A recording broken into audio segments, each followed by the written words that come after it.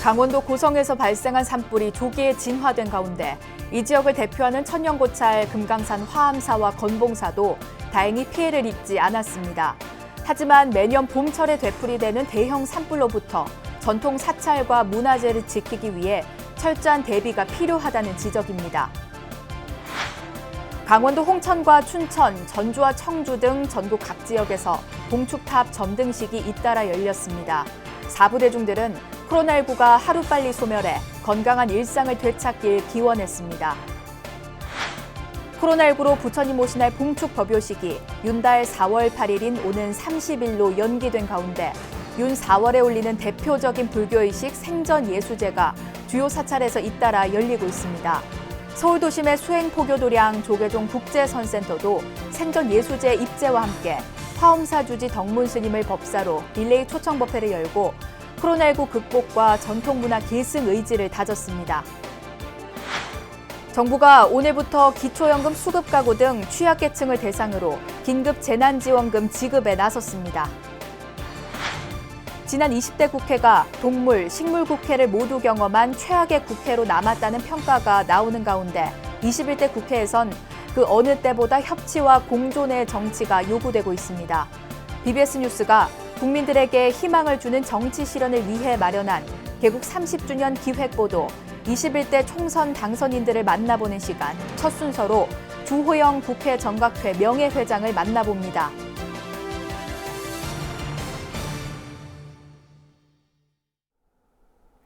여러분 안녕하십니까? 5월 4일 월요일 BBS 뉴스입니다. 강원도 고성에서 발생한 산불이 조기에 진화된 가운데 이 지역을 대표하는 천연고찰 금강산 화암사와 건봉사도 다행히 피해를 입지 않았는데요. 하지만 매년 봄철에 되풀이되는 대형 산불로부터 전통 사찰과 문화재를 지키기 위해 철저한 대비가 필요하다는 지적입니다. 박세라 기자가 직접 화암사 등 고성 현장을 취재했습니다.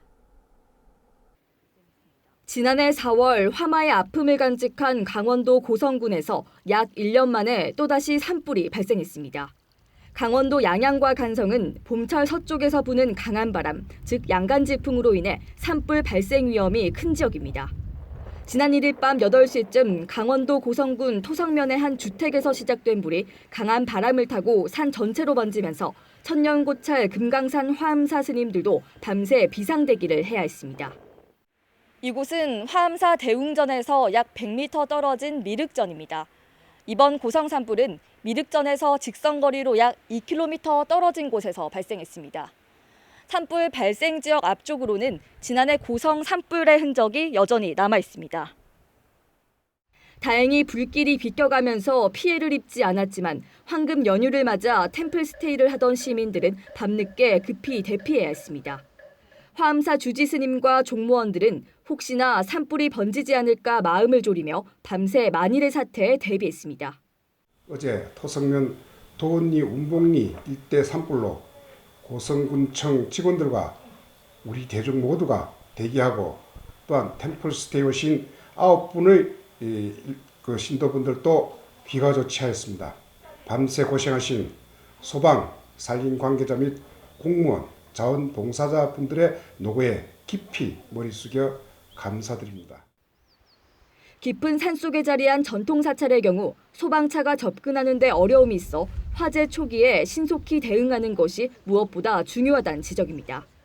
화암사는 시설물마다 소화기와 소화전은 물론 열 감지 카메라와 경보 시스템을 설치해 화재와 각종 재난 예방에 노력을 기울이고 있습니다.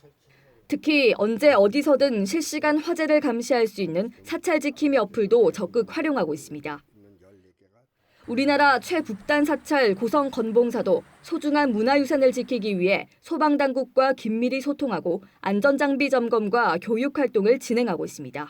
소방서에서도 1년에 한 2번씩 훈련도 하고 이 각 정각마다 비치되어 있는 수화전인 것도 점검을 해서 소방관들과 같이 수화전을 사용하는 방법도 매년 배우고 있기 때문에 이렇게 산불이 날 때가 되면 전 종목들이 긴장하고 화마가 덮치지 않도록.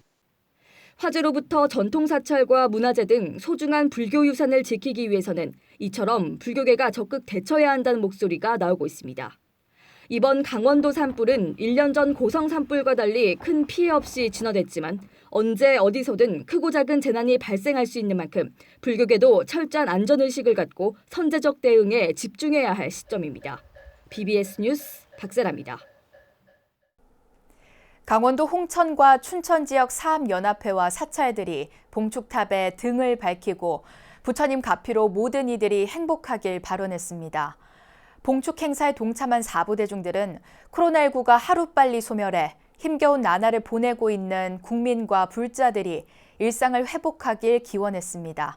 춘천 BBS 이석종 기자가 전해드립니다. 불기 2564년 부처님 오신 날을 하루 앞둔 29일 저녁 홍천 사암연합회 스님들이 홍천도심 한가운데 자리에 부처님 오신 날을 맞아 모두가 평온한 일상을 회복하기를 기원했습니다.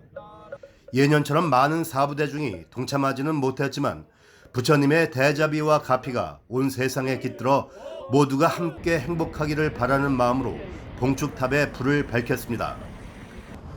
코로나19에서 우선 얼른 벗어나서 모두 건강하시고 할 수 있는 일을 잘 되셔서 부처님 자비광명 속에서 늘 좋은 날만 있기를 기원드리고 BBS 시청하시는 가족 여러분들께서도 좋은 일만 늘 있으시기를 기원드리겠습니다. 홍천 읍에 자리한 천태종 강용사도 29일 부처님 오신 날을 하루 앞두고 주지 상명 스님과 신도들이 모든 이들의 안녕과 국가의 평안을 기원하는 기도를 올렸습니다. 코로나19 여파로 서로 멀리 앉았지만 하나 된 마음으로 부처님 오신 날을 봉축하고 모든 이들의 행복을 기원하는 등을 밝혔습니다. 춘천 사암연합회는 30일 저녁 춘천 불교계의 상징인 보물 제77호 7층 석탑공원에서 불기 2564년 부처님 오신 날을 봉축했습니다.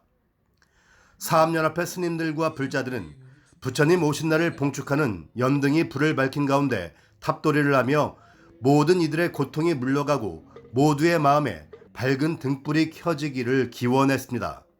특히 이번에 코로나19 바이러스로 고통을 받고 고생하시는 모든 국민들께서 어서 빨리 이 코로나 바이러스가 소멸돼서 그 생업에 동참하실 수 있기를 기원드립니다. 춘천 천태종 사문사도 부처님 오신 날을 맞아 하루빨리 코로나19 극복과 치유를 기원하며 기도를 올렸습니다. 사문사 사부대중은 간절한 서원이 깃든 꽃을 부처님께 올리며 부처님 오신 날의 참된 뜻이 세상에 전해지기를 기원했습니다. 코로나로 힘들어하는 우리 모든 사부 대중들이 좀 힘을 내시고 그래서 이 4월 초파일이 뜻있는 행사가 되고 부처님의 원력으로 모든 가정에 행복이 깃들기를 축원드립니다. 강원 지역 스님들과 불자들은 한 달 뒤로 미뤄진 봉축 법요식까지 지극하고 정성스러운 마음으로 부처님 가피가 온 세상에 가득하기를 기원드립니다. BBS 뉴스 이석종입니다. 청주시 불교연합회가 불기 2564년 부처님 오신 날을 맞아 봉축탑 점등식을 봉행했습니다. 청주시 불교연합회는 청주 상당공원에 마련된 15m 높이 봉축탑에 불을 밝히고 코로나19 국난 극복과 치유를 발언했습니다. 오늘날 우리는 코로나 질병으로 인한 인류의 고통은 부처님께서 비유하신 화택 삼거의 고통과도 같다고 하겠습니다. 부처님의 자비광명이 모든 중생들에게 두루 나투기를 간절히 축원 올립니다. 올해 봉축탑 점등 행사는 코로나19 확산 방지를 위해 청주시 불교연합회 스님들과 청주 지역 신행단체장들만 참여해 간소하게 진행됐습니다. 전라북도 봉축위원회는 전주시청 오거리 광장에 봉축 기원탑을 세우고 점등식을 봉행했습니다. 점등식은 김제 금산사 주지이자 동국대 이사장 성우 스님 등 전북 지역 스님들이 참석한 가운데 코로나19 확산 방지와 사회적 거리 두기에 동참하는 의미에서 별도의 축하 행사 없이 진행됐습니다. 오늘 불자 여러분들께서 밝히는 이 등이 온 세계가 질병에서 벗어날 수 있는 이러한 큰 희망의 등불이 되기를 진심으로 바라며 봉축을 축하드립니다. 점등식은 4부대중이 연꽃등을 들고 기원탑을 돌며 부처님 오심과 점등의 의미를 되새기는 탑돌이 의식으로 마무리됐습니다. 코로나19로 부처님 오신 날 봉축 법요식이 윤달 4월 8일인 오는 30일로 연기된 가운데 윤 4월에 올리는 대표적인 불교의식으로 꼽히는 생전예수제가 주요 사찰에서 잇따라 열리고 있습니다. 서울 도심의 수행포교도량 조계종 국제선센터도 생전예수제 입제와 함께 화엄사 주지 덕문 스님을 법사로 릴레이 초청법회를 열고 코로나19 극복과 전통문화 계승 의지를 다졌습니다. 권송희 기자입니다. 서울 서남권의 포교 중심 도량 서울 목동 국제선센터 2층 대적광전에서 독경 소리가 울려 퍼집니다. 법당에 모인 신도와 불자들은 두 손을 가지런히 모으고 자신의 업을 참여하는 기도 정진에 몰두합니다. 국제선센터는 어제 영산제, 수룩제와 함께 불교의 3대 의식으로 꼽히는 생전예수제를 봉행했습니다. 생전예수제는 사후 극락세계에 가기 위해 살아있는 동안 미리제를 올려 공덕을 쌓는 불교 전통 의식으로 윤달에 올리는 대표적 불교 의례로 꼽히고 있습니다. 생전예수제 초제에는 조계종 19교구 본사 지리산 화엄사 주지 덕문 스님이 법사로 나섰습니다. 덕문 스님은 우리의 탐욕과 무분별한 살생으로 코로나19가 발생했다며 자비의 마음으로 기도를 올리자고 당부했습니다. 결국은 우리 인간들이 갖고 있었던 평상시의 탐욕심, 무분별한 살생과 무분별한 개발, 많은 것들의 인과의 모습입니다. 앞으로도 어떤 변화와 어떤 모습으로 반복될 염려가 있기 때문에 우리는 다시 한번 봉사를 시작하는 마음을 가졌으면 좋겠다. 또한 코로나19로 고통받는 이웃들을 위해 보시를 실천하는 등 복과 공덕을 쌓았을 때 진정한 불보살이 될 수 있다고 설했습니다. 복과 덕을 잘 쌓으면 여러분 모든 것을 다 이룰 수 있고 행복을 얻을 수 있고 진정한 불보살이 될 수가 있을 것입니다. 생전예수제는 오는 10일 전 남양주 봉선사 주지 정수 스님의 법문과 함께 17일에는 대흥사 조실 보선 스님이 법문할 예정입니다. 이와 함께 전 통도사 주지 정우 스님과 금강선 원장 해거 스님, 전 포교 원장 해총 스님의 법문도 차례로 이어집니다. 특히 다음 달 14일 막제는 조계종 총무원장 원행 스님을 법사로 모시고 불제자로서 보살행을 실천할 것을 다짐하는 보살계 수계살림 법회로 진행됩니다. 우리 종단의 큰 어른 스님들을 모셔서 감로사 같은 법문을 통해서 위험에 따르는 불안을 해소하고 수행과 기도로서 극복해 나가자는 취지로서 이 법회를 진행하게 됐습니다. 국제선센터는 코로나19 확산 방지를 위해 법당 입구에서 발열 검사를 하는 등 안전 조치를 취하고 법회에 동참하지 못한 신도를 위해 유튜브 녹화를 통해 법문을 공유했습니다. 조계종 국제선센터는 생전예수제와 릴레이 초청법회를 통해 코로나19로 힘들어하는 사부대중을 위로하고 불교 전통문화 계승 의지도 다졌습니다. 국제선센터에서 BBS 뉴스 권송입니다. 정부는 코로나19 확산세가 주춤함에 따라 내일로 사회적 거리두기를 종료하고 모레인 6일부터 거리두기 강도를 완화해 생활 속 거리두기로 전환합니다. 정부는 어제 정세균 국무총리 주재로 중앙재난안전대책본부 회의를 열고 6일부터 일상생활과 방역이 함께 이뤄지는 생활방역체제로 전환한다고 밝혔습니다. 정부는 다만 유럽과 미국 이외 아시아 지역에서 코로나19 확진자가 유입되는 경우가 늘면서 걱정을 안겨주고 있다며 당분간은 해외 유입 통제가 방역의 관건이 될 것이라고 강조했습니다. 코로나19 사태로 인한 어려움을 덜어주기 위해 전 국민에게 주어지는 긴급 재난지원금이 오늘부터 기초생활보장수급자 등 시급한 지원이 필요한 가구를 대상으로 현금으로 지급을 시작했습니다. 긴급지원 대상이 아닌 국민들은 11일 온라인부터 신청을 받습니다. 박성영 기자가 보도합니다. 코로나19에 따른 긴급 재난지원금이 오늘부터 순차적으로 지급됩니다.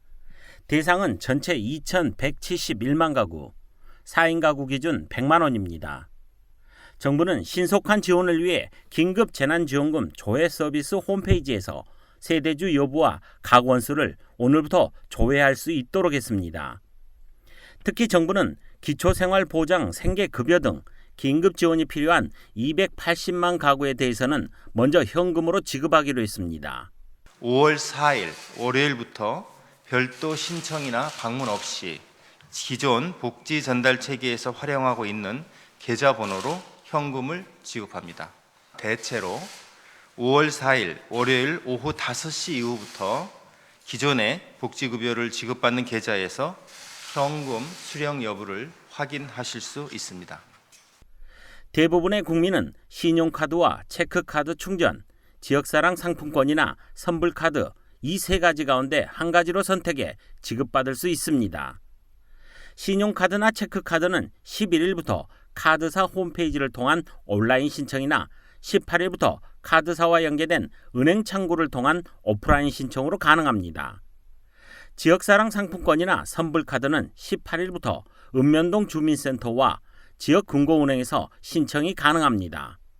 신용 체크카드 충전, 지역사랑 상품권, 선불카드 등으로 지급된 긴급재난지원금은 소비 진작과 지역경제 활성화에 도움이 되도록 사용처와 사용기한을 정하였습니다. 이 같은 지급 취지에 따라 백화점이나 대형마트, 온라인 쇼핑몰, 유흥업소 등의 사용은 제한됩니다. 8월 31일까지 3개월로 제한된 만큼 이후 남은 금액은 국고 등으로 환수될 예정이며 신청하지 않거나 기부된 지원금은 고용보험기금 재원으로 활용됩니다. BBS 뉴스 박성영입니다.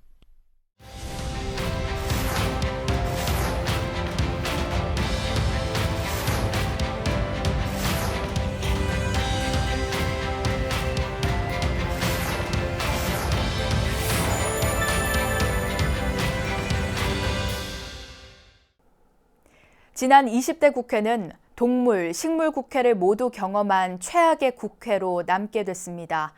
21대 국회가 이 같은 전철을 되풀이하지 않기 위해선 협치와 공존의 정치가 요구되고 있는데요.